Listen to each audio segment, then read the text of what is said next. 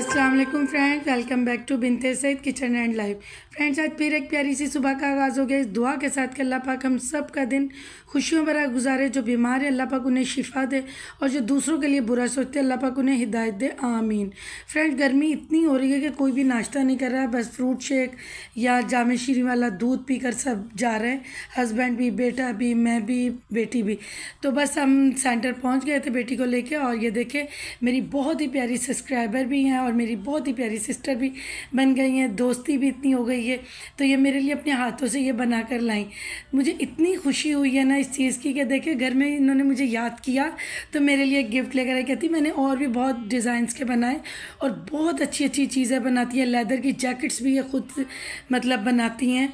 तो इस तरह ना ये भी मुझे बहुत ही पसंद आई है। लेकिन इसमें जैसे बच्चे ब्रेड रख के नाश्ता कर लें या कुछ भी इसमें हम डाल सकते हैं। सबसे बड़ी बात है कि उन्होंने ये अपने हाथों से तैयार किया और मेरे लिए लेकर आई।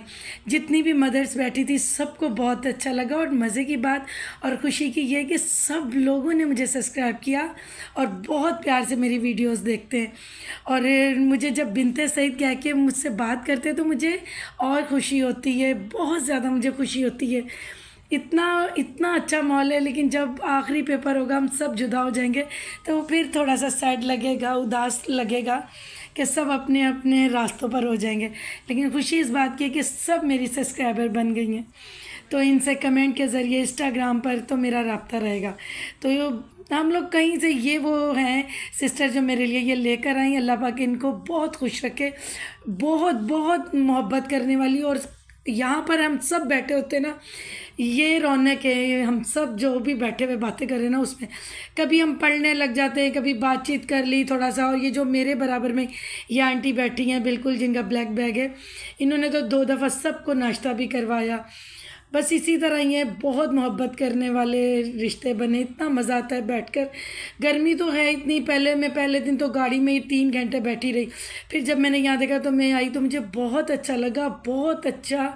मतलब अच्छे से हम लोगों ने बातें की, तस्बीह की, 2-3 बार चाय पी, नाश्ता किया। तो इसी तरह सब लोग, ये वाली जो मेरे बराबर में आंटी ये बहुत बहुत ये भी अच्छी है। इन्होंने बहुत ज़्यादा मतलब सबसे प्यार करती है ये। फिर उसके बाद हम घर आ गए थे। गर्मी इतनी थी, बस जो खाया सो गए। फिर शाम में ना हस्बैंड भी जल्दी ऑफिस से आ गए थे तो फिर ये चाय हम लोगों ने की, साथ एक स्नैक्स बनाई। ये आलू की टिक्कियाँ मेरे आप देखेंगे ना तो शॉर्ट वीडियोज़ में इसकी रेसिपी है।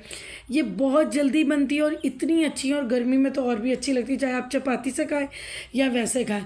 तो इसीलिए मैंने साथ ना 2-3 चपातियाँ भी बना ली थी। मैंने कहा अगर किसी ने खानी होगी, लेकिन बस एक ही चपाती सब ने थोड़ी थोड़ी ली, बाकी ये केचप के साथ खाए। और ये इतने अच्छे स्नैक्स है कि आप बच्चों को लंच में भी दे सकते हैं और वैसे भी।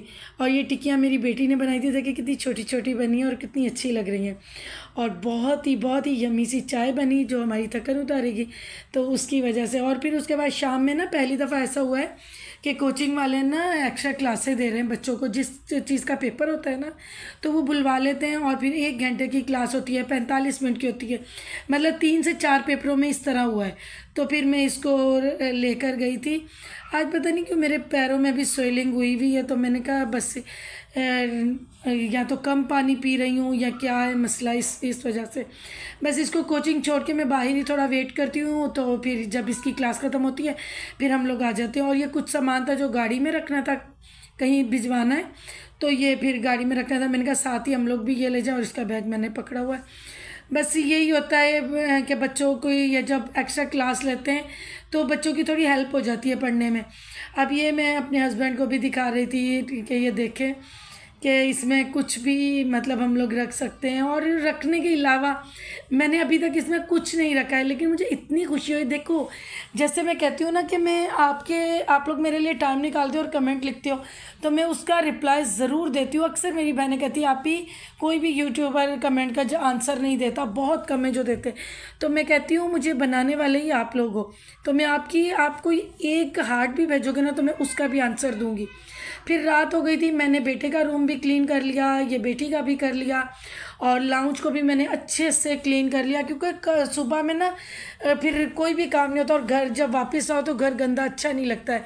और हाउस हेल्पर को ना मैंने कुछ दिनों की छुट्टी भी दे दी है, क्योंकि टाइम बिल्कुल अप डाउन हुआ है, तो शाम में मैं सफाई नहीं करवाती, इसलिए मैंने ना खुद ही सारी क्लीनिंग करवा ली है। और उसकी वैसे भी मदर गई हुई है पंजाब, तो बच्ची है, आने जाने में उसको तकलीफ़ होगी। अब ये कुशन सारे मैंने यहाँ रखे हुए ताकि बेटी इजीली बेड पे बैठ के ना फैलावा करके बैठ के पढ़ती है, कभी कौन सा नोट्स निकाले को जाए, तो मैंने कहा ईजी होकर बैठ के अपना पढ़े। और माशाल्लाह माशाल्लाह ये देखें, मैंने अपना लाउंज भी बिल्कुल अच्छा सा नीट एंड क्लीन कर लिया है। रात में मेरी आदत है कि मैं हर चीज़ सेट करके सोती हूँ। अब तो खैर पेपर हो रहे हैं तो जाना पड़ता है, फिर इतनी गर्मी होती है तो वापस आओ ना, फिर घर गंदा अच्छा नहीं लगता। और सुबह नाश्ते का भी कोई झंझट नहीं है, लंच बनाने का भी नहीं है, तो फिर मैं ना करके सारे काम जाती हूँ ताकि घर आएँ तो घर से अच्छी वाइब मिले हमें और सुकून हो। बस जल्दी जल्दी जो भी खाया और 1-1.5 घंटा आराम करना होता है। तो बस इसी तरह इसके बाद मेरे कुछ हाथ के कपड़े हैं तो वो भी मैं धोऊंगी। और ये देखिए किचन भी मैंने नीट एंड क्लीन कर लिया। अब मुझे याद आया वॉइस ओवर करते हुए कि मुझसे कई बहनों ने पूछा है कि आप ही ये आपने बर्तन वाली टोकरी कहाँ से ली है। मैंने दराज.com से ली है, हमारी अपनी पाकिस्तान में ये दराज.com है, ऑनलाइन चीज़ें बेचते, तो ये बहुत अच्छी और मेरे इस जगह पे भी परफेक्ट आई है कि बर्तन धो। और उसका सबसे अच्छी बात है कि पानी भी नीचे गिर जाता है और बर्तन ड्राई खुद ही हो जाते हैं। तो तो फिर मैं सुबह इनको लगा दूँगी और ये भी काम निबट जाएगा। उसके बाद मेरे जो हाथ के थोड़े से कपड़े थे सोचा मैं इनको भी कर लूँ ताकि सुबह तक वो भी सूख जाएंगे।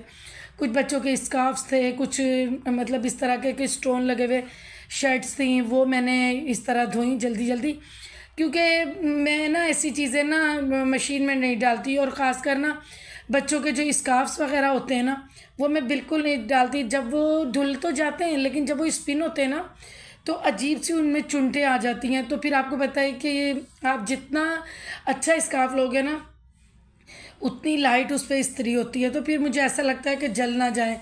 तो ये मैं थोड़ा सा खुशबू है जो मैं डाल रही हूँ, ये है तो हैंड वॉश ही तो, लेकिन ना इसकी इतनी प्यारी खुशबू है, अक्सर मैं वॉशिंग मशीन में भी डाल देती हूँ तो कपड़ों में इतनी प्यारी खुशबू आती है। तो बस जल्दी जल्दी मैंने कहा ये पहले भी मैं काम कर लूँ। अपनी बहुत ही प्यारी यूट्यूब फैमिली के साथ बातें करते करते मेरे काम हो जाते हैं, और बेटी भी मेरे पास ही खड़ी है, हम लोग बातें भी कर रहे हैं और काम भी हो रहा है। और मैंने कहा जल्दी जल्दी ये करके, और फिर एक और मैं टिप आपको दूंगी कि आपका ये सरफ वाला पानी बच जाए तो फिर आप लोगों ने क्या करना है और मुझे बताना तो ये कौन कौन इस तरह करता है।